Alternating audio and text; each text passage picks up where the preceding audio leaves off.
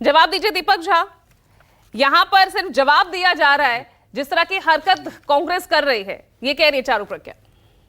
पूजा जी नमस्कार, आपके दर्शकों को नमस्कार, सुप्रभातम। देखिए, भाजपा और भाजपा की प्रवक्ताओं की हालत क्या हो गई ना, जैसे कार होती है उसमें 4 पहिए होते हैं, चारों पहियों का हवा निकाल दिया जाए, पंचर कर दिया जाए तो लेफ्ट जाएगी, राइट जाएगी, सीधा जाएगी, किसको ठोकेगी, कहाँ जाएगी, किसी को नहीं पता होता। तो भाजपा बिना पहिए की कार हो गई है, बिना हवा वाली कार हो गई है कि सड़क पे चलेगी तो सड़क पे पैदल चलने वालों को खतरा, जो चला रहा उसको खतरा।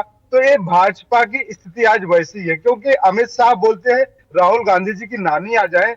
ये किस हद की भाषा है। मैं ये नहीं बोलूंगा कि प्रधानमंत्री नरेंद्र मोदी जी की माता जी भी आ जाए और नरेंद्र मोदी जी चुनाव नहीं जीते, मैं ऐसा नहीं बोलूंगा। ये प्रधानमंत्री और गृह मंत्री पद की शोभा नहीं देता जो कल गृह मंत्री जी ने भाषण दिया है। इतना घटिया भाषा प्रधानमंत्री और गृह मंत्री बोलते हैं राहुल गांधी जी के लिए, जो व्यक्ति इस दुनिया में नहीं है उसके लिए बोल रहे हैं। पूजा जी बताइए किस हद तक है। हमारे देश के गृह मंत्री है कि सड़क छाप गुंडों की भाषा लगती है, तड़ीपार की भाषा लगती है, ये डिबेट का मुद्दा नहीं हो सकता। दूसरी बात मैं कहूंगा, प्रधानमंत्री इस देश के नरेंद्र मोदी जी हैं, ना मैं हूं ना आप है। और नरेंद्र मोदी जी को पता है कि काला धन अडानी के घर से निकलता है, टेम्पो में भर के जाता है। तो नरेंद्र मोदी जी क्या चौकीदार है, सो रहे थे क्या?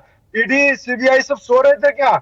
नरेंद्र मोदी जी जो कहते थे काला धन आएगा, काला धन आएगा, तो काला धन लाके चल हो जा शुरू। केसरिया से मन जोगी हुआ रे, दिल झूमे देखो पतवारा हुआ रे, दिल झूमे देखो पतवारा हुआ रे। हर पल मनाओ केसरी त्योहार। विमल बोलो जुबान केसरी। क्या उन्होंने अडानी के घर पे रख दिया था और अडानी को बोला कि भैया भाजपा को मत दो, कांग्रेस को दे देना? ये नरेंद्र मोदी के ऊपर देश प्रश्न चिन्ह लगाता है। देश पूछ रहा है कि नरेंद्र मोदी जी आप प्रधानमंत्री है, कोई सामान्य व्यक्ति नहीं है जो इस तरह के आरोप लगा रहे हैं। दीपक झा पूजा राठौर नहीं है, पूजा शर्मा नहीं है जो आरोप लगाए और निकल गए। नरेंद्र मोदी संवैधानिक पद पे बैठे हुए व्यक्ति हैं, उन्होंने आरोप लगाया तो सीबीआई ईडी कहां सो रही है? क्यों नहीं जाके अडानी की जांच करती कि काला धन आपने कौन से ऑटो में भेजा, कौन से टेम्पो में भेजा, कितने बोरों में भेजा, कहां कहां भेजा? ये जांच होने का विषय है, पूरा देश जानना चाहता है। दूसरी बात मैं कहूंगा, भाजपा मुद्दों की बात नहीं करती है, अरे राहुल गांधी की बात करती है। राहुल गांधी को आप बड़ा नेता मानते हैं, बहुत बहुत तो ये तो आपके लिए फायदे का सौदा है। जितना राहुल गांधी की बात होगी उतना वो पॉपुलर होंगे। नहीं, और राहुल गांधी को मैं बिल्कुल आपकी बातों से सहमत हूँ। राहुल गांधी को भाजपा माने ना माने, राहुल गांधी को देश मानता है, राहुल गांधी को जनता मानती है, राहुल गांधी मुद्दों की बात करते हैं। राहुल गांधी ने एक बड़ी अच्छी बात कही कि एक विचारधारा की लड़ाई है, मुद्दों की लड़ाई है, महंगाई, बेरोजगारी, युवाओं की लड़ाई है, महिला के न्याय की लड़ाई है। भाजपा प्रवक्ता यहाँ पे बैठ के करे इंडिया गठबंधन में कौन साथ है, कौन साथ नहीं है? अरे भैया, प्री अलायंस, पोस्ट अलायंस, सारे अलायंस होते हैं इस लोकतंत्र में, इस संविधान में। आपसे ज्ञान लेने की हमको कोई जरूरत नहीं है। आप जाके अपने उस बच्चों को ज्ञान पढ़ाइए जो बिखरे हुए हैं। नरेंद्र मोदी जी मंगलसूत्र छीनने की बात करते हैं, भैंस बांटने की बात करते हैं। ये शोभा देता है देश के प्रधानमंत्री की? किस घटिया स्तर पे गिर रहे हैं।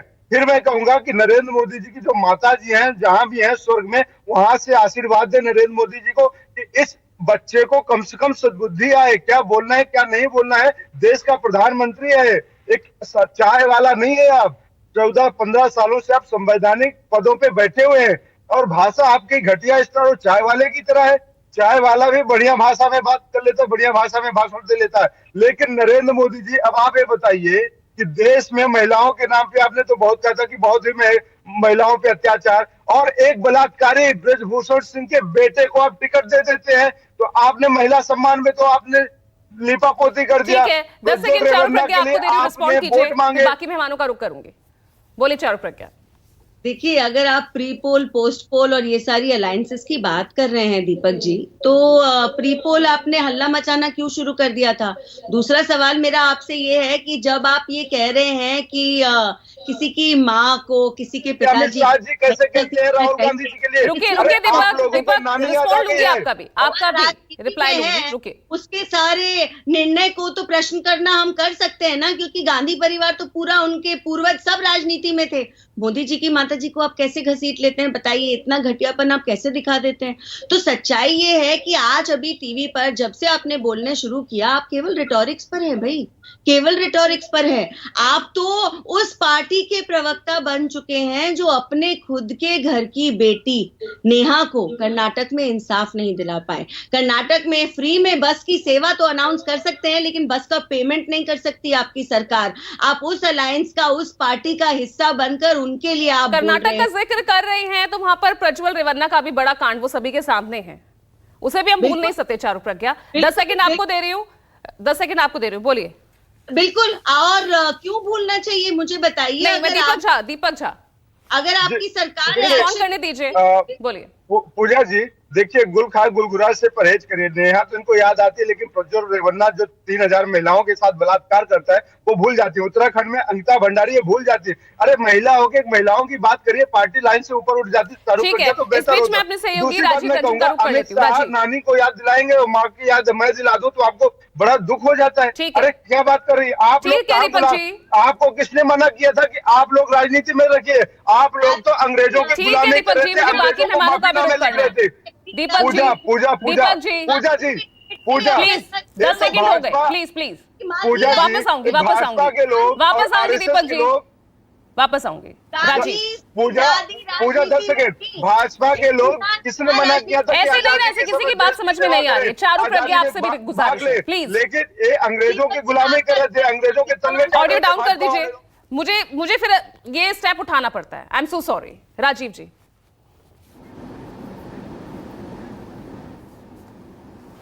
देखिए, पूजा, पार्टियों के प्रवक्ता अपनी पार्टी का पक्ष रखने के लिए आते हैं तो वो उनका अपना पक्ष है और वो अपनी पार्टी का पक्ष रखेंगे।